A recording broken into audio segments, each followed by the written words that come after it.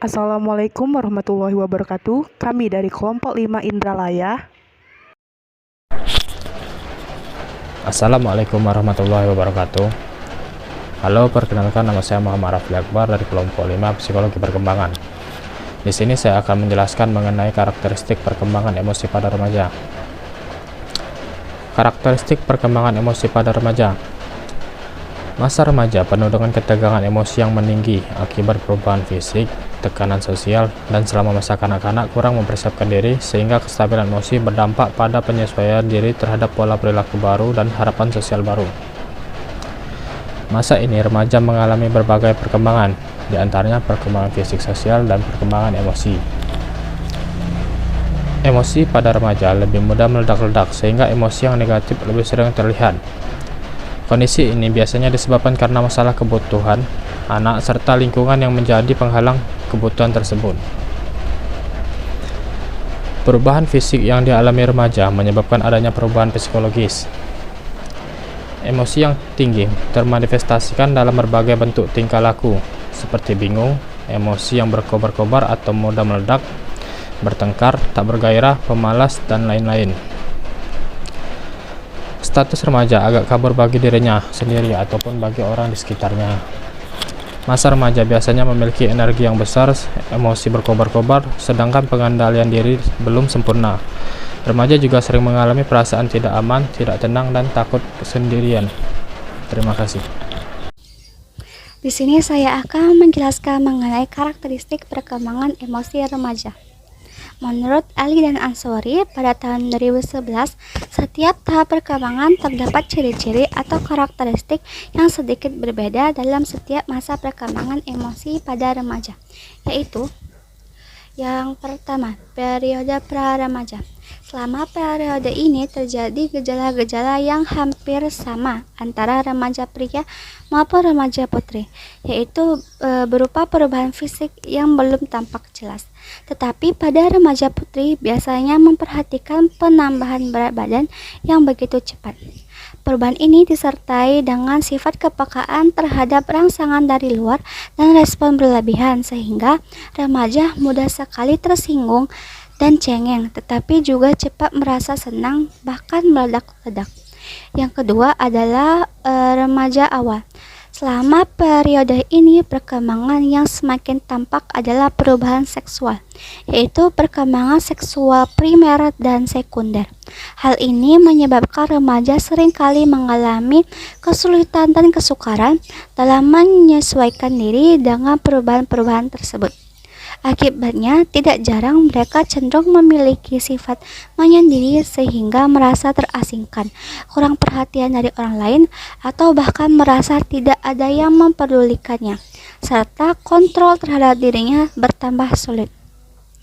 Remaja cepat marah dengan cara-cara yang kurang wajar untuk meyakinkan dunia sekitarnya.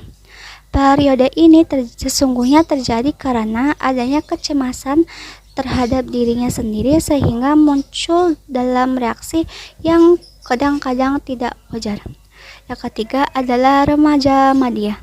Pada tahap ini tanggung jawab hidup yang semakin meningkat, yaitu remaja harus mampu memikul masalah dan menyelesaikan masalahnya sendiri.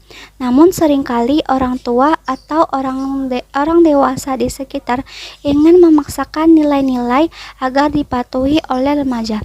Ini seringkali menunjukkan adanya kontraksi dengan nilai-nilai moral yang remaja ketahui. Tidak jarang remaja mulai meragukan tentang apa yang baik atau apa yang buruk.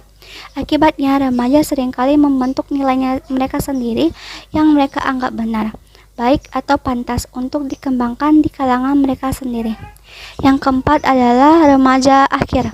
Selama periode ini, remaja mulai memandang dirinya sebagai orang dewasa dan mulai mampu menunjukkan pemikiran, sikap. Saya Dina Nusagita akan menjelaskan tentang 3 jenis emosi perkembangan remaja yang paling terlihat pada anak remaja. Yang pertama adalah emosi mudah marah. Emosi marah biasanya lebih sering terjadi pada remaja dibandingkan dengan emosi-emosi lainnya yang terjadi pada remaja. Hal ini dikarenakan remaja merasa dipermalukan, direndahkan, dan juga dihina. Bahkan tak kalah, remaja meluapkan emosi rasa marahnya dengan menggunakan kekerasan. Yang kedua, emosi rasa takut. Rasa takut yang terjadi di remaja bisa dikelompokkan menjadi beberapa, seperti 1. Takut akan memperoleh sikap yang tidak adil dari orang tua atau penolakan di keluarga. Yang kedua, takut akan memperoleh status yang baik di keluarga atau di teman sebaya. Yang ketiga, takut pada saat memilih jabatan yang sama seperti kemampuan serta keinginan. Yang keempat, takut akan masalah seks. Yang kelima, takut akan ancaman tentang keberadaan diri sendiri. Yang ketiga atau yang terakhir adalah emosi tentang cinta. Rasa cinta remaja sudah berubah, yakni untuk teman sebaya yang berlainan jenis kelamin. Sementara di akhir masa remaja, anak akan memilih lawan jenis yang dia cintai. Bisa dikatakan jika emosi tentang cinta disimpulkan seperti ini. 1. Objek cinta pada awalnya merupakan orang dewasa yang berbeda jenis atau sejenis. Yang kedua, sesudah itu objek cinta akan berpindah ke teman seumuran yang sama jenis kelaminnya, yakni ketika masa pra-remaja. Yang terakhir, akhirnya anak remaja akan memilih objek dicintanya, yakni teman sebaya. Halo, saya Sarvika Ananda Fitria. Saya akan menjelaskan tentang usaha mengembangkan emosi pada remaja. Supaya bisa mengekspresikan emosi secara tepat, remaja perlu pengendalian emosi. Akan tetapi, pengendalian emosi ini bukan merupakan upaya untuk menekan atau menghilangkan emosi, melainkan 1. Belajar menghadapi situasi dengan sikap rasional. 2. Belajar mengenali emosi dan menghindari dari penafsiran yang berlebihan terhadap situasi yang dapat menimbulkan respon emosional.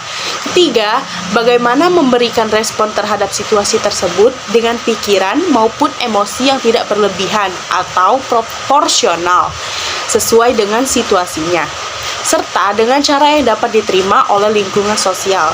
Dan yang keempat, belajar mengenal, menerima, dan mengekspresikan emosi positif seperti senang, sayang, bahagia, dan emosi negatif seperti khawatir, sedih, ataupun marah. Keterampilan mengelola emosi sangatlah perlu agar dalam proses kehidupan remaja bisa lebih sehat secara emosional. Keterampilan mengelola emosi misalnya mampu mengenali perasaan yang muncul, mampu mengemukakan perasaan dan dapat menilai kadar perasaan, mampu mengelola perasaan, mampu mengendalikan diri sendiri sehingga mampu mengurangi stres. Dalam keseharian remaja juga harus berlatih untuk melakukan dialog dengan diri sendiri dalam menghadapi setiap masalah, bersikap positif dan optimis, serta mampu mengembangkan harapan yang realistis. Remaja juga harus mampu menafsirkan isyarat-isyarat sosial. Artinya, mengenali pengaruh sosial terhadap perilaku remaja dan melihat dampak perilaku remaja, baik terhadap diri sendiri maupun masyarakat di mana remaja berada. Remaja juga harus dapat memilih langkah-langkah yang tepat dalam setiap penyelesaian masalah yang remaja hadapi dengan mempertimbangkan resiko yang akan terjadi. Masa remaja, khususnya emosi pada remaja awal, cenderung banyak melamun dan sulit diterka.